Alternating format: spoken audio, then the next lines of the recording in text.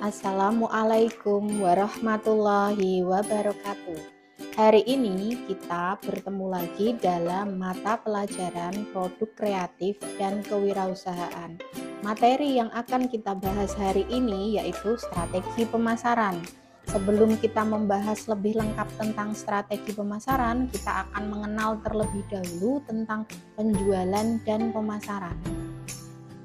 Kita masuk ke dalam materi strategi pemasaran, kita harus mengenal dulu atau mengenal istilah penjualan dan pemasaran. Kalau kita melihat secara sekilas dan memahami, mungkin penjualan dan pemasaran mempunyai arti yang sama, padahal itu adalah sesuatu hal yang berbeda. Penjualan adalah produsen menjual produk itu tidak memperhatikan selera konsumen, misalkan membuat produk kebutuhan sehari-hari. Jadi perusahaan memandang konsumen itu secara keseluruhan. Jadi misalkan membuat sabun, misalkan membuat pasta gigi, di mana produk itu bisa digunakan oleh seluruh masyarakat.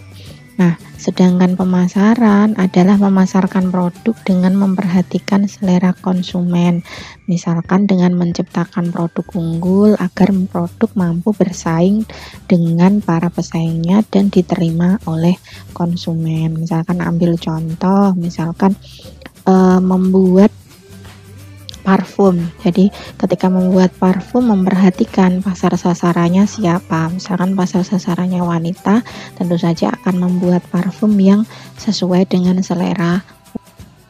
Mengenal tentang strategi pemasaran. Kalau kita mendengar istilah strategi pemasaran, kita harus mengenal dulu strategi itu apa. Strategi itu sering kali kita dengar sebagai kata lain, yaitu adalah langkah, cara atau taktik yang berbeda agar tujuan kita bisa tercapai. Sedangkan pemasaran adalah kegiatan menciptakan produk yang unggul dan memasarkan produk sampai ke tangan konsumen. Nah, sekarang pengertian strategi pemasaran apa? Strategi pemasaran adalah langkah, taktik atau cara yang jitu untuk menyampaikan produk kepada konsumen dengan lancar dan baik. Misalkan kita di pasar punya banyak pesaing. Nah, gimana caranya supaya kita itu bisa menjual produk kita dengan maksimal? Misalkan kita menggunakan media sosial, misalkan kita menggunakan influencer, misalkan kita menggunakan layanan sosial seperti Shopee, Lazada, dan yang lain-lain sebagainya. Kita mengenal strategi pemasaran. Sekarang kita akan mengenal apa itu bauran pemasaran. Bauran pemasaran adalah kegiatan yang dilakukan perusahaan dari mulai membuat produk sampai produk tersebut bisa dikenal dan sampai ke tangan konsumen. Nah, bauran pemasaran ini sering disebut dengan marketing mix atau 4P. P yang pertama itu kita sebut produk atau produk, di mana perusahaan akan membuat produk dan menampilkan produk agar diterima konsumen, seperti halnya dari segi bentuk, warna, ukuran, rasa, desain, kemasan, kualitas. Nah, yang kedua yaitu price atau harga, di mana perusahaan menetapkan jumlah harga dengan pertimbangan yaitu biaya produksi yang dihabiskan berapa, mungkin pesaingnya menetapkan harga berapa, daya beli masyarakatnya berapa. Nah, yang ketiga yaitu place atau tempat, di mana perusahaan memilih lokasi pemasaran yang tepat sesuai dengan pasar sasaran yang dituju. Biasanya yang dipertimbangkan dalam memilih lokasi adalah yaitu lokasi yang dekat dengan konsumen atau pasar sasaran, lokasi strategis, dan lokasi yang dekat dengan keramaian. Yang keempat yaitu promotion. atau promosi, di mana perusahaan harus memilih media promosi yang tepat agar pesan dan produk yang disampaikan itu tepat sasaran dan sampai ke tangan konsumen yang sesuai dengan yang ditetapkan oleh perusahaan. Unsur dalam strategi pemasaran. Unsur dalam strategi pemasaran ini termasuk kiat-kiat atau cara-cara kita dalam menyampaikan produk ke tangan konsumen. Nah, ada 3, yaitu segmentasi pasar, targeting, dan positioning. Sekarang kita yang pertama akan mengenal dulu apa itu segmentasi pasar. Segmentasi pasar adalah tindakan mengidentifikasi dan membentuk kelompok pembeli. Nanti kita akan bahas seperti apa itu segmentasi pasar. Yang kedua yaitu targeting. Targeting adalah tindakan memilih satu atau lebih segmen yang akan dijadikan target penjualan. Yang ketiga yaitu positioning. Positioning adalah menetapkan posisi pasar. Tujuannya yaitu untuk membangun dan mengkomunikasikan keunggulan produk yang ada di pasar kepada konsumen. Misalkan butuh diambil contoh, misalkan segmentasi pasar. Segmentasi pasar misalkan kita memilih misalkan wanita yang berada di daerah pantai. Setelah itu targeting memilih satu atau lebih segmen yang akan dijadikan target. Misalkan kita memilih wanita yang ada di daerah pantai dan positioning produk kita ditempatkan di daerah tersebut. Kita akan membahas tentang segmentasi pasar. Tujuan segmentasi pasar yaitu yang pertama mempermudah strategi pemasaran. Yang kedua yaitu menemukan layanan yang khas kepada konsumen. Yang ketiga sebagai wujud perencanaan bisnis yang matang. Yang keempat yaitu mengenal komentator. Yang pertama mempermudah strategi pemasaran. Kalau di awal kita sudah menetapkan segmentasi pasar kita perusahaan akan lebih mudah dalam menentukan strategi. Yang kedua menemukan layanan yang khas. Ketika sudah ada segmentasi pasar misalkan wanita, segmentasi pasar kita akan lebih tahu pelayanan apa yang pas untuk wanita. Yang keempat adalah wujud perencanaan bisnis. Di dalam bisnis perusahaan itu segmentasi pasar masuk ke dalam perencanaan. Manfaat segmentasi pasar. Yang pertama yaitu meningkatkan keuntungan. Jelas bagi perusahaan ketika kita sudah melaksanakan segmentasi pasar, karena kita sudah tahu pasar sasaran apa yang akan perusahaan pilih, tentu saja itu dapat meningkatkan jumlah keuntungan di perusahaan. Yang kedua yaitu memudahkan perusahaan merencanakan keuangan perusahaan. Ketika kita sudah menentukan segmentasi, tentu saja kita bisa menghitung berapa banyak anggaran yang akan kita gunakan dalam meraih segmentasi pasar yang kita tentukan. Yang ketiga yaitu lebih mengenal konsumen dengan baik. Artinya dengan adanya kegiatan segmentasi pasar itu kita lebih tahu konsumen siapa yang akan kita pilih, jadi kita pelayanannya lebih maksimal. Yang keempat yaitu perusahaan leluasa dalam mengatur produk. Jadi perusahaan lebih bisa menentukan produk apa yang dibuat karena pasar sasarannya sudah ditentukan. Kategori segmentasi pasar. Yang pertama yaitu segmentasi demografi. Segmentasi demografi adalah menentukan pasar sasaran berdasarkan yang pertama yaitu usia. Misalkan dari batita, balita, remaja, dewasa, tua, kemudian dari jenis kelamin laki-laki atau wanita.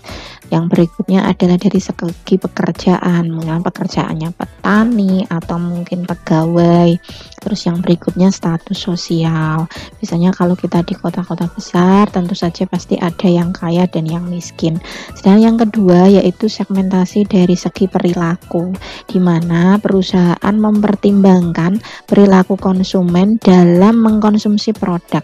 Misalkan konsumen suka sekali membeli produk yang diskon atau dengan potongan harga.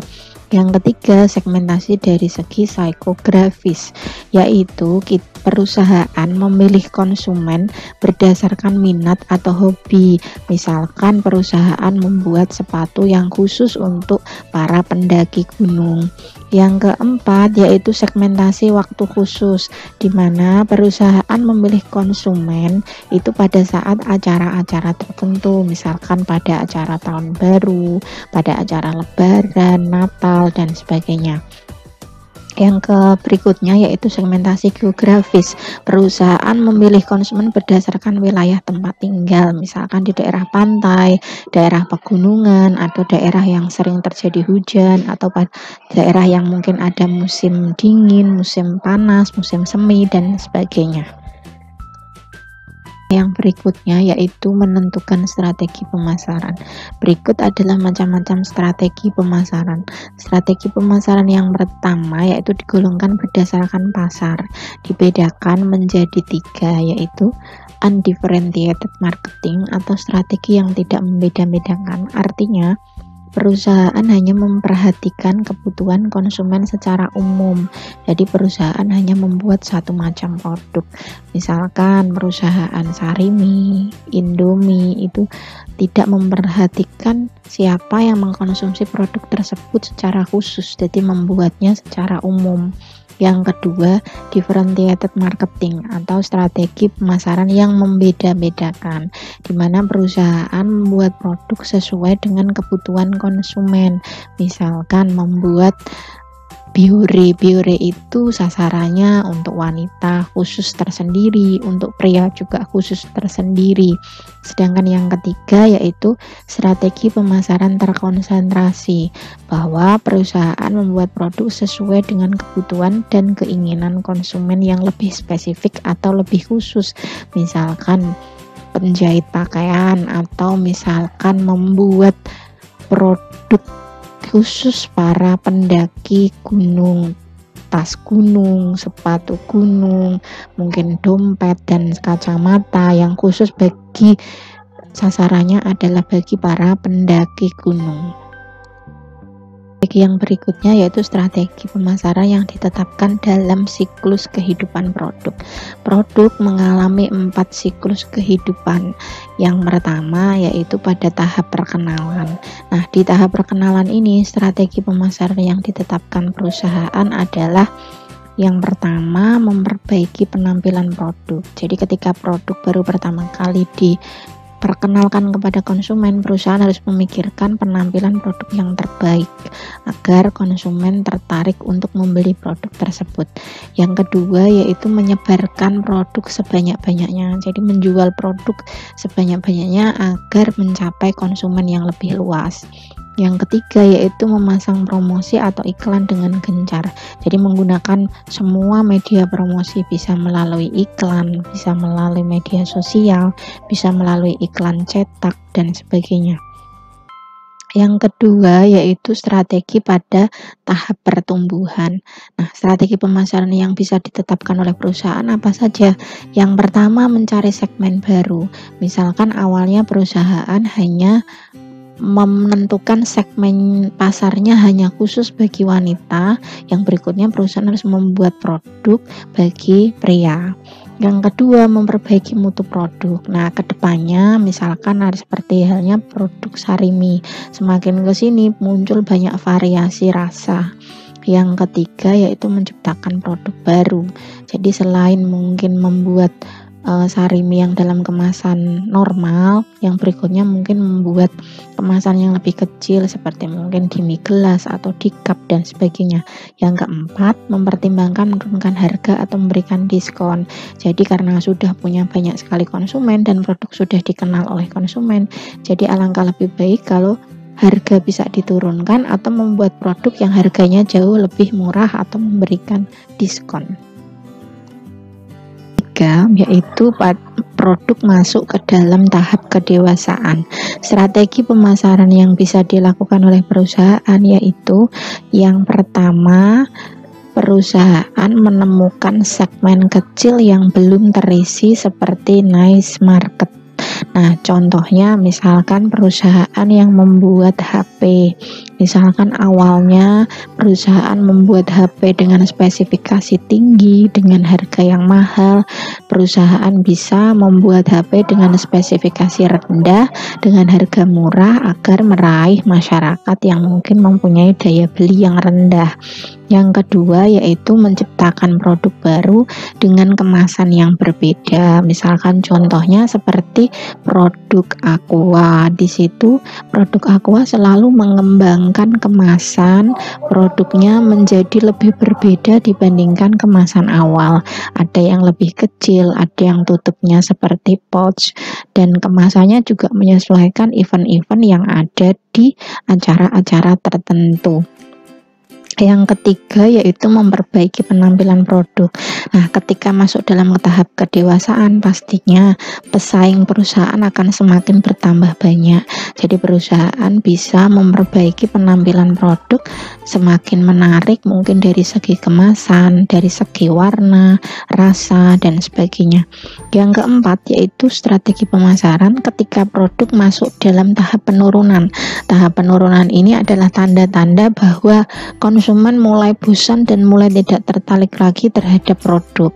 Strategi pemasaran yang bisa dilakukan adalah yang pertama, anggaran untuk kegiatan promosi harus dikurangi karena itu akan memangkas biaya perusahaan yang lebih besar. Perusahaan bisa lebih fokus mungkin untuk membuat produk baru menggantikan produk lama yang konsumen sudah mulai bosan. Yang kedua yaitu memusatkan produk kepada konsumen yang loyal terhadap produk. Pasti ada beberapa produk kita yang sudah mempunyai pelanggan. Nah, sebaiknya perusahaan lebih fokus pada produk tersebut dibandingkan kepada konsumen yang mungkin sudah mulai bosan terhadap produk kita.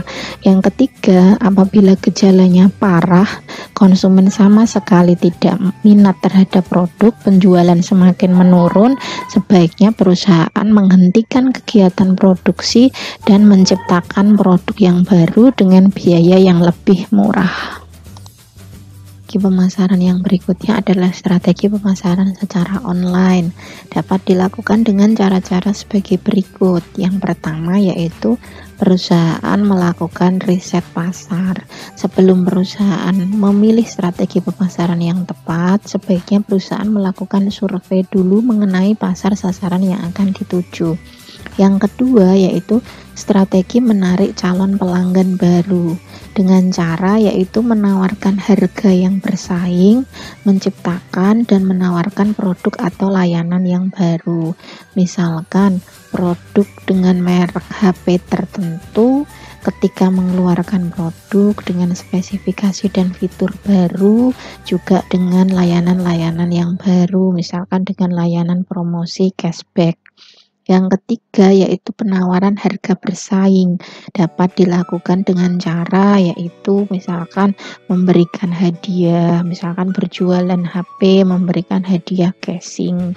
Terus setelah itu bisa memberikan diskon atau potongan harga. Bisa juga dengan menegaskan harga. Menegaskan harga itu mencantumkan harga pada kemasan produk seperti misalkan sabun cuci piring, sunlight dan sebagainya itu. Yang berikutnya yaitu dengan mempercantik harga. Misalkan tadinya harga dipasang dengan rupiah 10.000 bisa diganti dengan tulisan 10.000 agar konsumen juga membacanya lebih tertarik. Yang berikutnya yaitu menawarkan produk yang unik. Misalkan menawarkan produk unik artinya itu menawarkan produk yang berbeda dengan produk para pesaing. Misalkan jilbab dengan ciput itu menjadi satu kesatuan. Yang berikutnya yaitu melakukan promosi melalui berbagai media. Bisa dengan media online, bisa dengan media sosial, bisa dengan media cetak, bisa dengan media influencer dan sebagainya.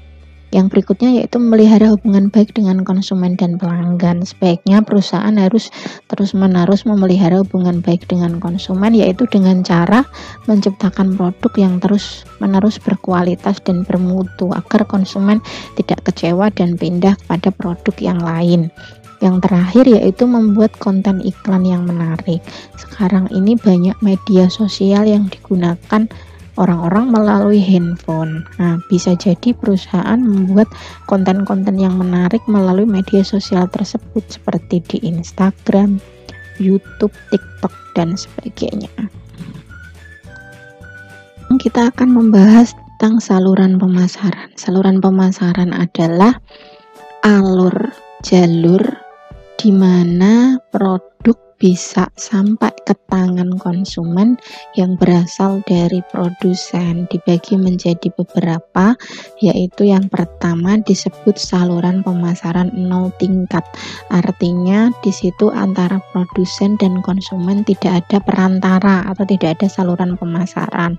Jadi produk dipasarkan langsung dari produsen kepada konsumen. Misalkan contohnya warung makan, atau bisa dipasarkan melalui door to door, lewat sales, atau mungkin lewat arisan, bisa pengiriman lewat pos dan lain-lain. Yang kedua yaitu saluran pemasaran 1 tingkat. Artinya kalau 1 tingkat berarti antara produsen dan konsumen terdapat 1 perantara. Perantara di sini siapa? Yaitu pedagang besar atau grosir. Pedagang besar adalah pedagang yang menjual produk dalam jumlah banyak seperti lusinan atau kodian. Yang berikutnya yang ketiga yaitu saluran 2 tingkat. Artinya antara produsen dan konsumen terdapat 2 perantara. 2 perantara di sini adalah pedagang besar dan pedagang kecil atau kita sebut pengecer.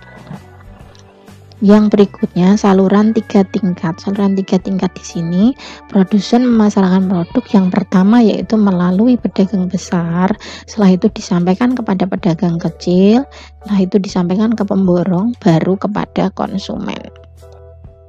Pertimbangan apa saja yang dilakukan perusahaan dalam memilih saluran pemasaran atau saluran distribusi? Pertimbangan yang pertama yaitu adalah pertimbangan pasar. Dalam pertimbangan pasar itu ada beberapa faktor yang dipertimbangkan. Pertama yaitu jenis pasar. Untuk mencapai pasar industri, perusahaan tidak memerlukan pengecer. Artinya, produsen bisa memasarkan produk langsung kepada konsumen karena sifatnya adalah pasar industri. Jadi produk yang dipasarkan itu adalah produk setengah jadi. Jadi yang menjual adalah produsen yang membuat item-item bahan mentah kepada pabrik-pabrik yang memproduksi produk itu menjadi barang jadi. Yang kedua yaitu jumlah pembeli potensial. Jika konsumennya relatif kecil, maka perusahaan dapat mengadakan penjualan langsung kepada konsumen. Kita bisa tahu bahwa misalkan contohnya mobil mewah. Mobil mewah itu pasti konsumennya adalah kecil. Jadi kita tidak perlu menggunakan perantara.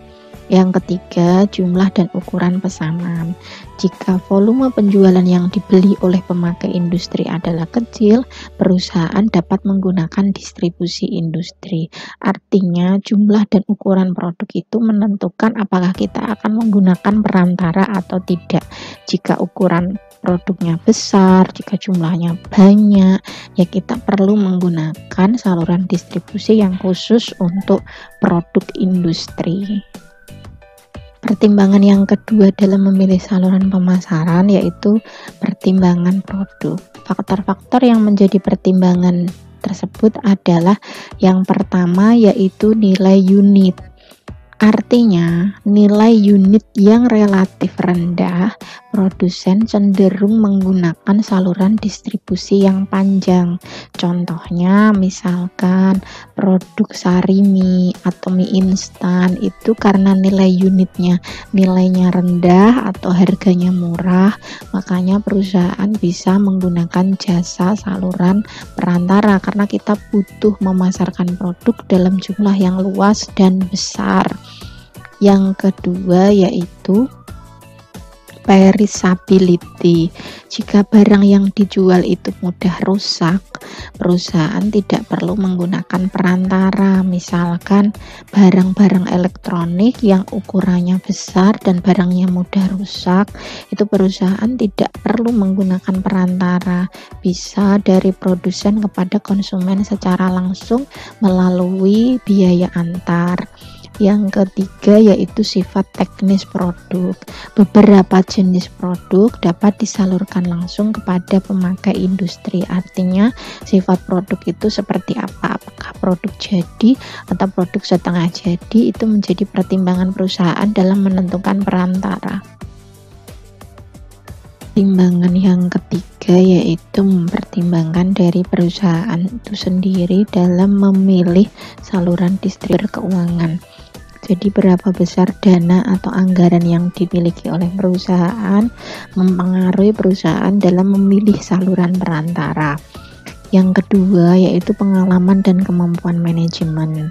Perusahaan harus benar-benar memilih perantara yang benar-benar dalam hal pengelolaan, dalam hal pengendalian produk itu harus lebih maksimal, seperti halnya dalam hal penyimpanan, dalam pengiriman dan sebagainya. Yang ketiga yaitu tingkat pengendalian yang diinginkan.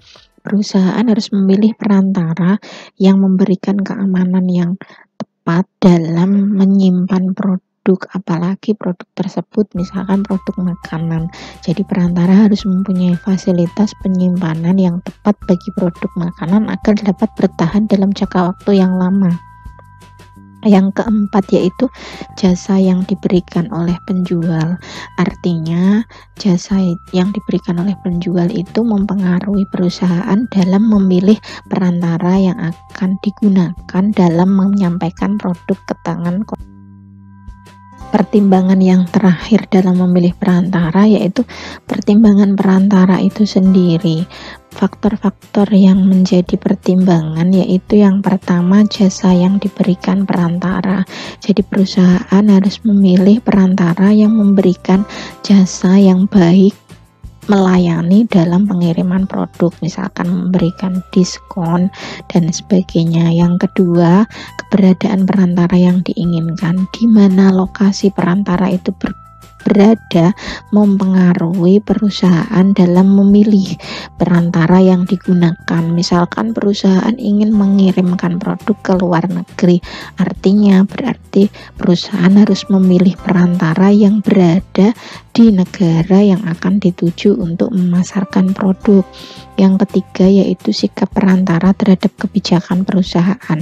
Perantara itu yang dipilih oleh perusahaan harus mempunyai sikap yang baik terhadap peraturan atau kebijakan yang ditetapkan perusahaan atau menerima semua bentuk kesepakatan-kesepakatan yang ditawarkan oleh perusahaan dalam kerjasama pengiriman produk sampai ke tangan.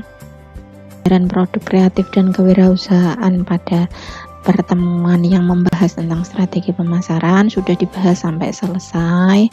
Apabila ada hal-hal yang masih kurang atau masih belum bisa dipahami, bisa didiskusikan dengan Bu Tuti. Akhir kata, wassalamualaikum warahmatullahi wabarakatuh.